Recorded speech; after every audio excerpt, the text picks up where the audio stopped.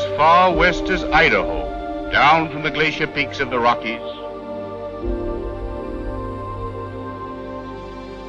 from as far east as Pennsylvania, down from the Turkey ridges of the Alleghanies, down from Minnesota 2,500 miles, the Mississippi River runs to the Gulf, carrying every drop of water that flows down two-thirds the continent, carrying every brook and rill, rivulet and creek, carrying all the rivers that run down two-thirds the continent. The Mississippi runs to the Gulf of Mexico.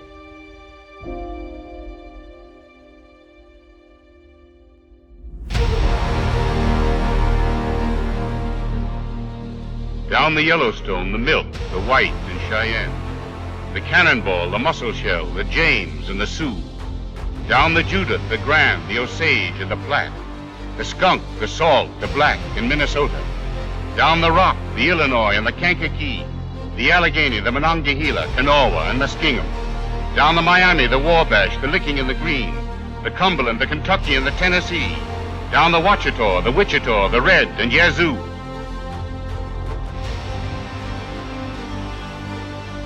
down the Missouri, 3,000 miles from the Rockies, down the Ohio, 1,000 miles from the Allegheny, down the Arkansas, 1,500 miles from the Great Divide, down the Red, 1,000 miles from Texas, down the Great Valley, 2,500 miles from Minnesota, carrying every rivulet and brook, creek and rill, carrying all the rivers that run down two-thirds the continent.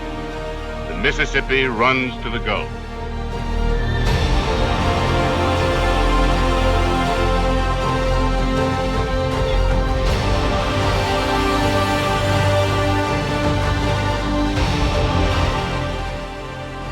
New Orleans to Baton Rouge, Baton Rouge to Natchez, Natchez to Vicksburg, Vicksburg to Memphis, Memphis to Cairo. We built a dike 1,000 miles long. Men and mules, mules and mud. Mules and mud 1,000 miles up the Mississippi. A century before we bought the Great Western River, the Spanish and the French built dikes to keep the Mississippi out of New Orleans at flood stage. In 40 years, we continued the levee the entire length of the great alluvial delta. That mud plain that extends from the Gulf of Mexico clear to the mouth of the Ohio. The ancient valley built up for centuries by the old river spilling her floods across the bottom of the continent. A mud delta of 40,000 square miles. Men and mules, mules and mud. New Orleans to Baton Rouge, Natchez to Vicksburg, Memphis to Cairo, 1,000 miles up the river. And the planters brought their blacks and their plows and their cotton over to the river, down through the boom trade, down through Cumberland Gap, over from Georgia and South Carolina, over from the Tidewater, over from the old cotton land west to the big river, west to the steamboat highway, down the highway to the sea.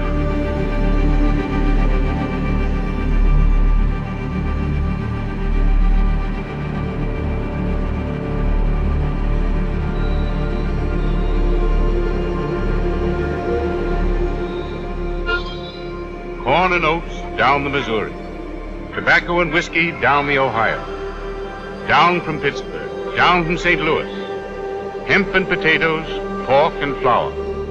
We sent our commerce to the sea.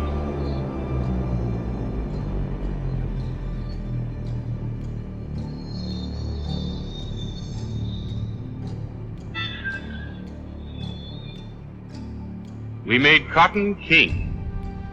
We rolled 1 million bales down the river for Liverpool and Leeds. 1860. We rolled 4 million bales down the river. Rolled them off Alabama. Rolled them off Mississippi. Rolled them off Louisiana. Rolled them down the river.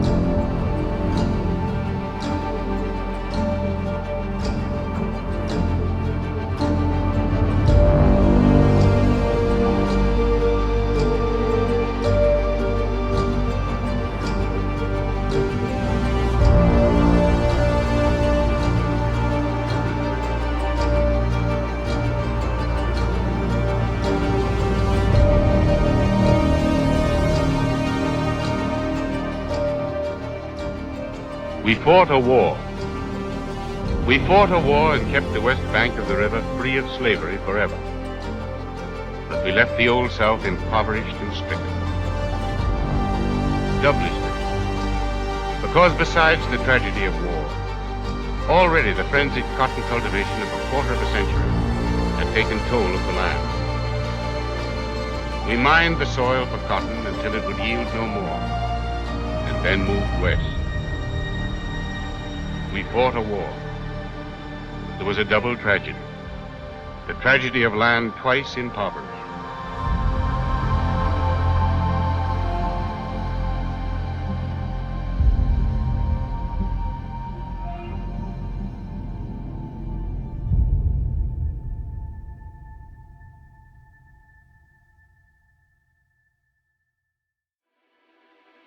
Black spruce and Norway pine, Douglas fir and red cedar, scarlet oak and shagbark hickory, hemlock and aspen. There was lumber in the north. The war impoverished the Old South. The railroads killed the steamboats. But there was lumber in the north. Heads up, lumber on the upper river. Heads up, lumber enough to cover all Europe.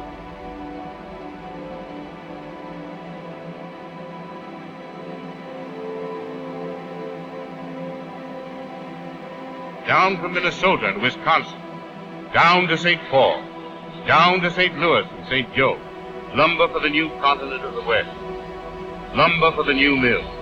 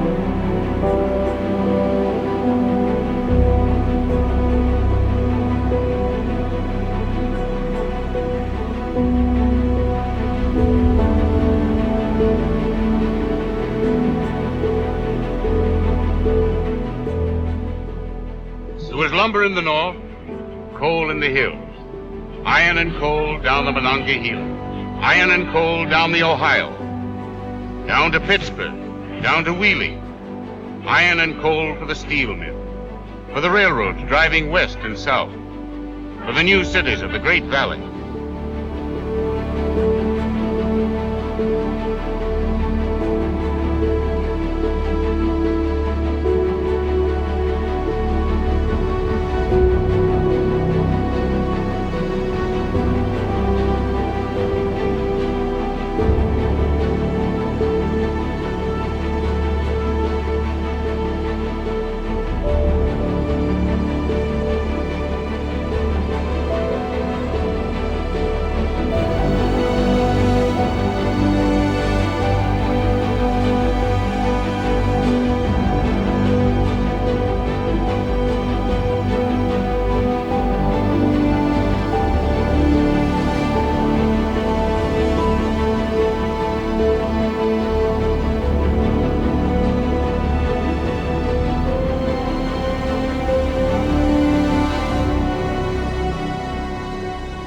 We built new machinery and cleared new land in the West.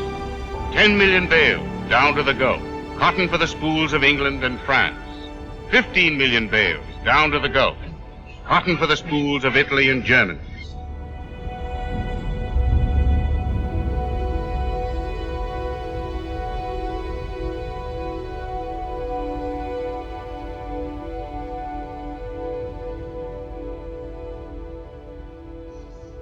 We built 100 cities and 1,000 towns. St. Paul and Minneapolis, Davenport and Keokuk, Moline and Quincy, Cincinnati and St. Louis, Omaha and Kansas City. Across to the Rockies and down from Minnesota, 2,500 miles to New Orleans. We built a new continent.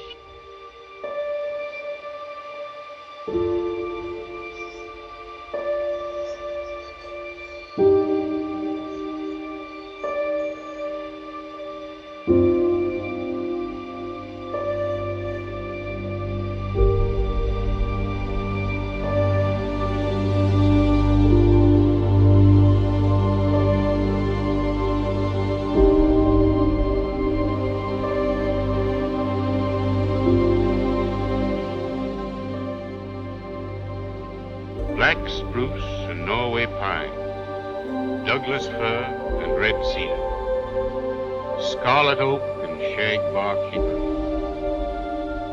We built 100 cities and 1,000 towns, but at what a cost? We cut the top off the Allegheny, sent it down the river. We cut the top off Minnesota and sent it down the river. We cut the top off Wisconsin and sent it down the river. We left the mountains and the hills slashed and burned and moved on.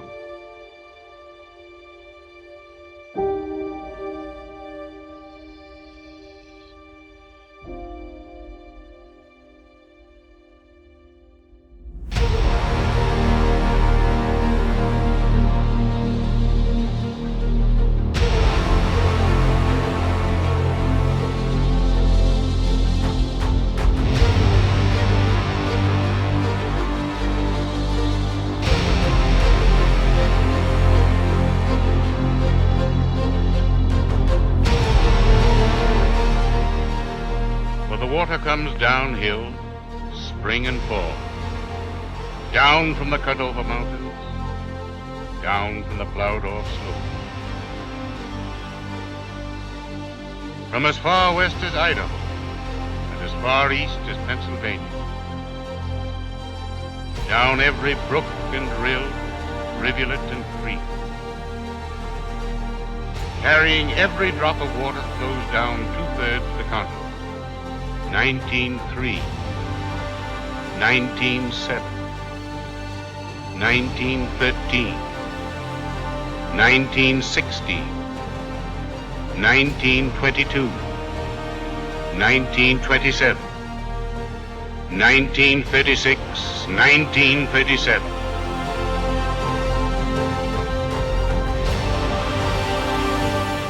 Down from Pennsylvania and Ohio, Kentucky and West Virginia, Missouri and Illinois, down from North Carolina and Tennessee, down the Judith, the Grand, the Osage and the Platte, the Rock, the Salt, the Black in Minnesota, down the Monongahela, the Allegheny, Kanawha and Muskingum, the Miami, the Wabash, the Licking and the Green, the White, the Wolf, the Cache and the Black, down the Kaskaskia, the Red and Yazoo, down the Cumberland, Kentucky and the Tennessee, down the Ohio 1,000 miles from Pittsburgh, down the Arkansas 1,000 miles from Texas, down to the Mississippi.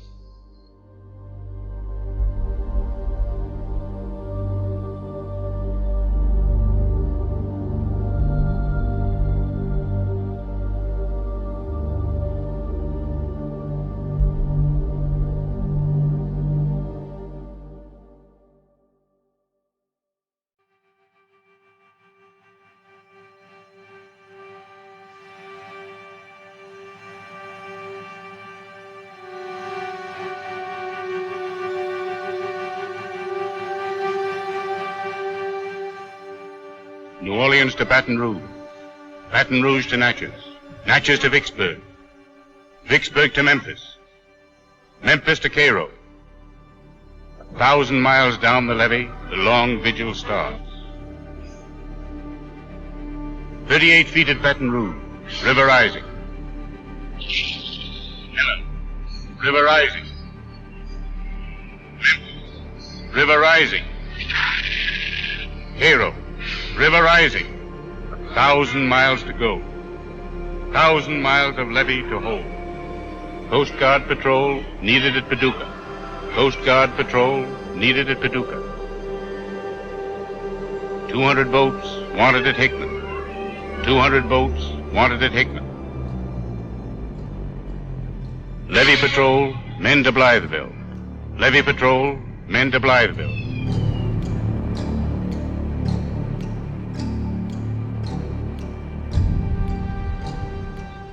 "2,000 men wanted at Cairo. 2,000 men wanted at Cairo.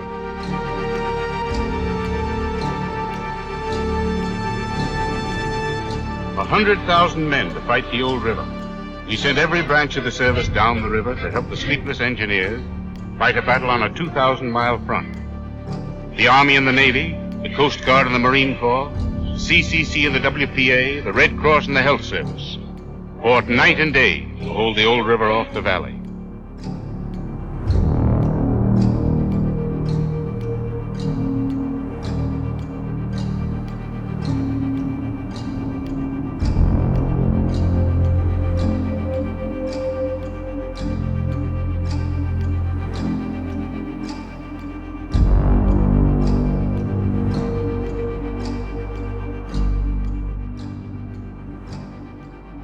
Food and water needed at Louisville. 500 dead, 5,000 ill. Food and water needed at Cincinnati. Food and medicine needed at Lawrenceburg. 35,000 homeless in Evansville. Food and medicine needed in Aurora. Food and medicine and shelter and clothing. 750,000 down in the valley.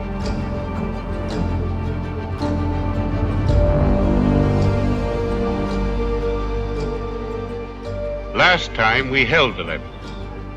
The Mississippi claimed her valley. She backed into Tennessee and Arkansas and Illinois and Missouri. She spread her arms over thousands of acres of land. She left farms ruined, stock drowned, houses torn.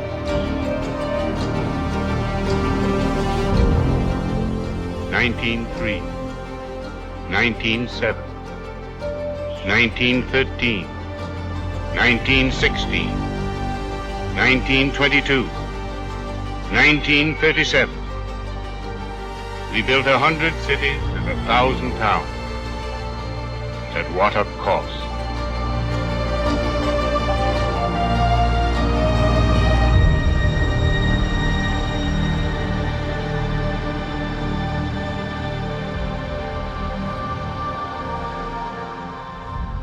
In 1937, the entire nation sent help to the stricken people of the valley. Congress appropriated millions to aid the flooded cities and villages and to rehabilitate the flood victims.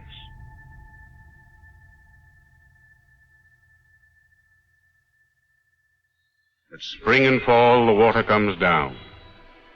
And for years, the old river has taken a toll from the valley, more serious than ever she does in flood time. Year in, year out, the water comes down. Down from 1,000 hillsides, washing the top off the valley. For 50 years, we dug for cotton and moved west when the land gave out. For 50 years, we plowed for corn and moved on when the land gave out. We planted and plowed with no regard for the future. And 400 million tons of topsoil, 400 million tons of our most valuable natural resource have been washed into the Gulf of Mexico every year.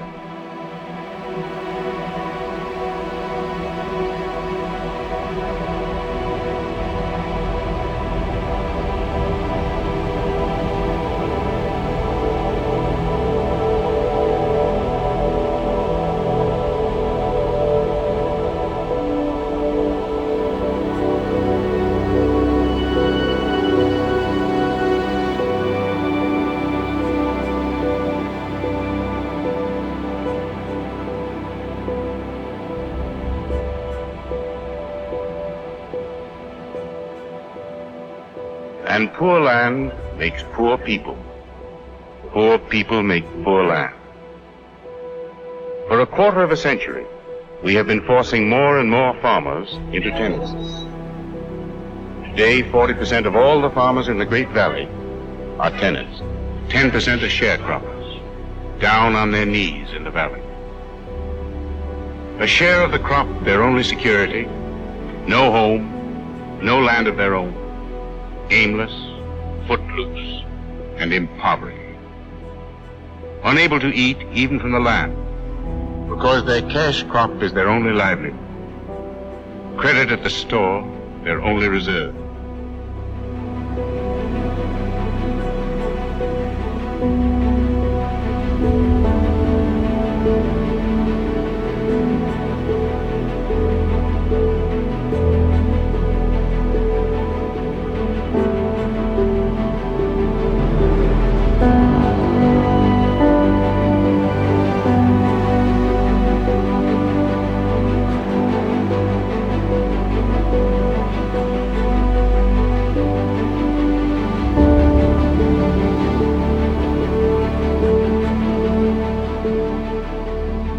And a generation growing up with no new land in the West, no new continent to build. A generation whose people knew King's Mountain and Shiloh. A generation whose people knew Fremont and Custer. But a generation facing a life of dirt and poverty, disease and drudgery. Growing up without proper food, medical care or school. Ill-clad, ill-housed, and ill-fed, and in the greatest river valley in the world.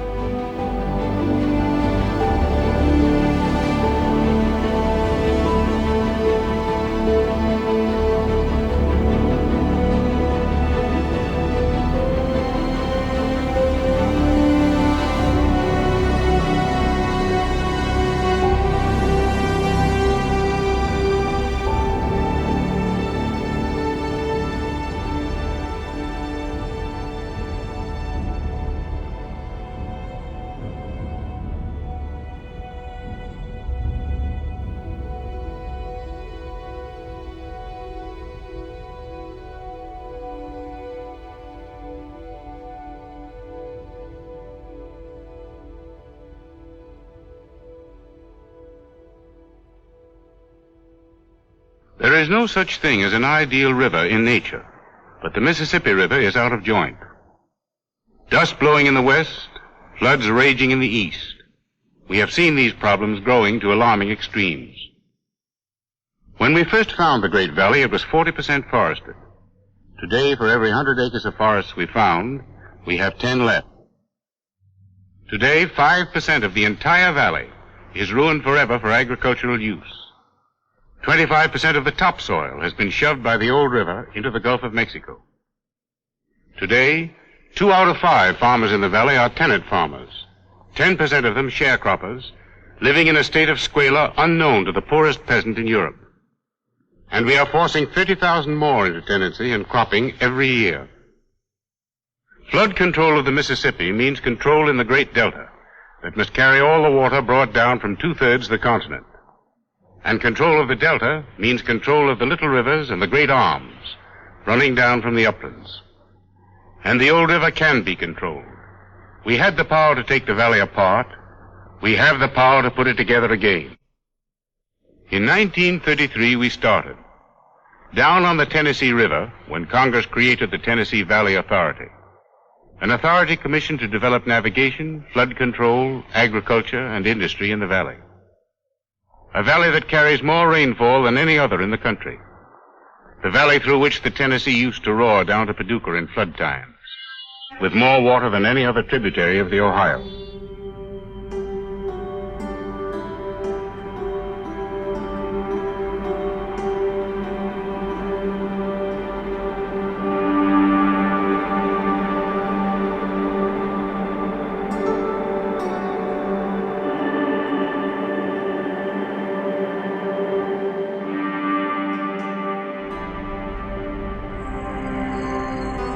First came the dams.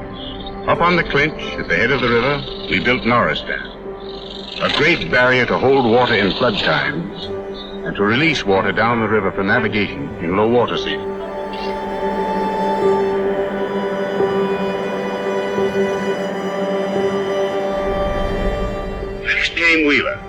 then Guntersville and Pickwick and Chickamauga. A series of great barriers that eventually will transform the old Tennessee into a link of freshwater pools, locked and dammed, regulated and controlled, down 650 miles to the east.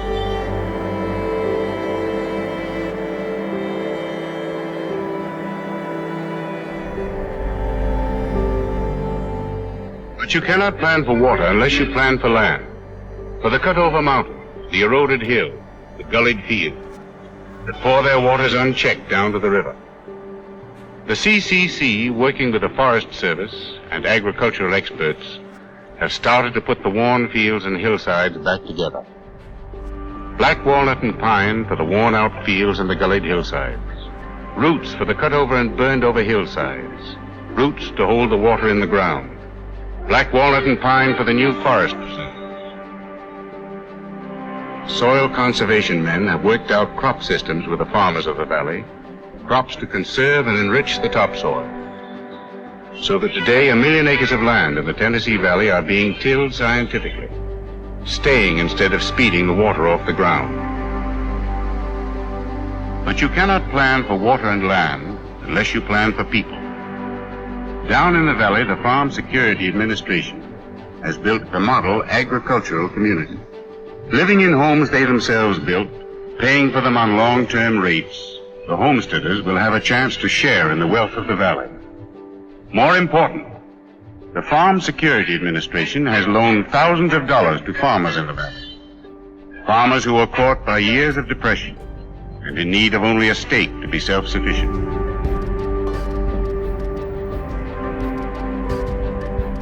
And where there's water, there's power. Where there's water for flood control, water for navigation, there's water for power.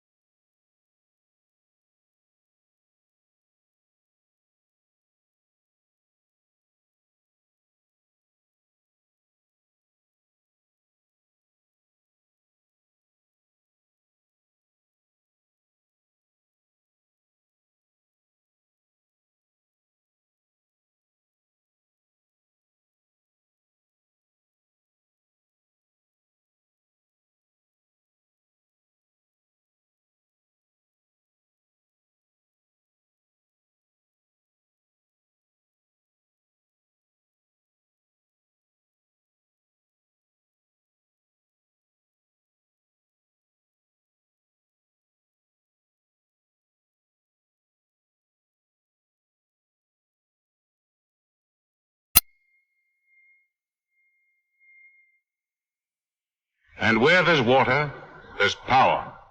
Where there's water for flood control and water for navigation, there's water for power.